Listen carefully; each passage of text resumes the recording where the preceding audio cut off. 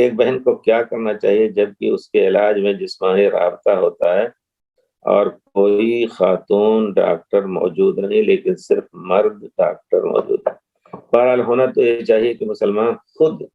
ایسے ماحول اپنے لیے بنائے کہ وہیں یہاں بھی تھا، سعودیہ میں بھی ہے الحمدللہ کہ اگر عورت ولادت کے لیے باری کسی ڈاکٹر کی ہے یا کسی اور دوسری عورت کی ہے تو جس کو چاہیں آپ بلا سکتے ہیں، دیتے تھے، دیں گے انشاءاللہ۔ تو اگر ایسا ہے تو ٹھیک ہے، مسلمانوں کو چاہیے کہ اس قسم کے خاص مسائل میں عورتوں کے اور ڈاکٹر نکالیں اور وہ عورتوں کی سوسائٹی خاص ہو۔ لیکن اگر مجبوراً مرد ہی کے ذریعے سے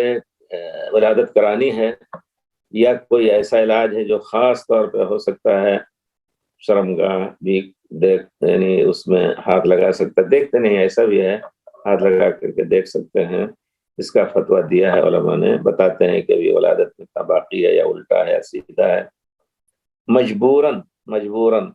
ان الضرورات تبیح المحظورات کے تحت علماء نے فتویٰ دیا ہے، لیکن کوشش ہونی چاہیے کہ اس کے لیے عورت بھی ہو، اگر عورت ہے اور ایک ڈاکٹر بھی ہے اور ضرورت ہے، ان کا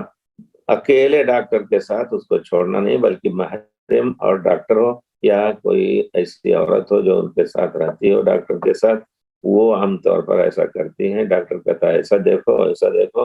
اور وہی خاص طور پہ شرمگاہ وغیرہ پہ ہاتھ رکھتی ہیں، یہ زیادہ افضل ہے بہرحال۔